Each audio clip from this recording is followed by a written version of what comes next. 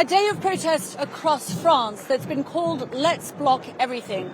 Riot police out across the country. Some 80,000 policemen and women have been put on the streets of France. And already this Wednesday, there have been a number of arrests, not just here in Paris, but in many of France's smaller cities, where a lot of very determined protesters have been trying to get in the way, essentially, of the functioning of France and of its economy. At the heart of a lot of their anger, the political chaos that we've been seeing in France these last few weeks. We've had the nomination now of a new prime minister only last night. But at the heart of many of these people's grievances, and a lot of them come from the left or the far left, the fact that they feel that there's a disconnect between the way the government is running the country and their demands. What's made it difficult for the police today, the numbers are not huge, some 30,000 according to the Interior Ministry out across France. What's made it difficult for the police, though, in many different areas has been these disparate groups really trying to get in the way of roads functioning, of people getting in and out of different parts of cities, as they have here blocked this Châtelet area of Paris.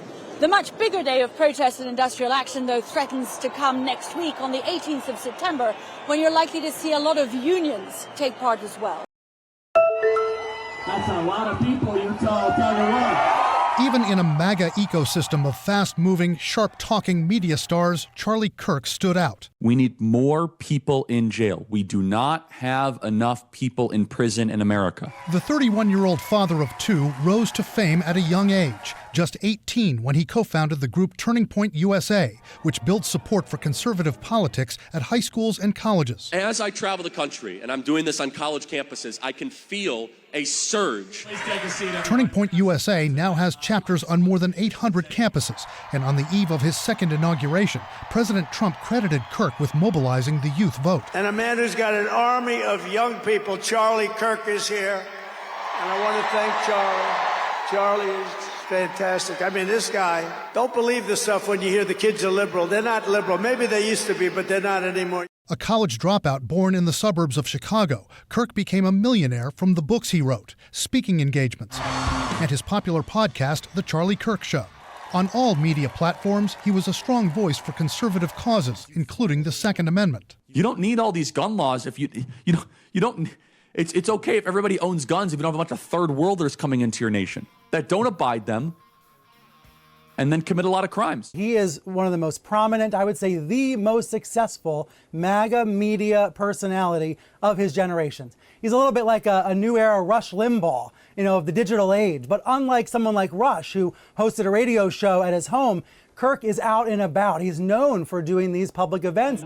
Analysts say Kirk's propensity for being able to take on anyone in a political argument at the drop of a hat propelled him in MAGA circles. Charlie Kirk could debate endlessly. He mastered his brief. Again, obviously not everyone agreed with him, a conservative media star here, but he would debate for hours on end with people in the belief of his argument.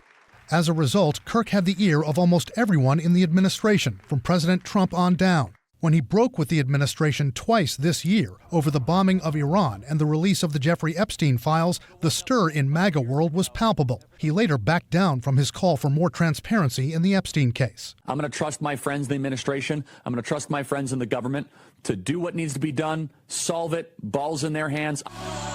In October of last year, Kirk reflected on Trump's defiant gestures right after Trump was shot in an assassination attempt that summer in Pennsylvania. They say, well, is this someone that you want your kids to grow up and to look up to? I say, yes, I'm going to tell my son that in the line of fire, that if you ever think as if things could ever get dark and you rise and you say, fight, fight, fight, I want my son to be like that one day.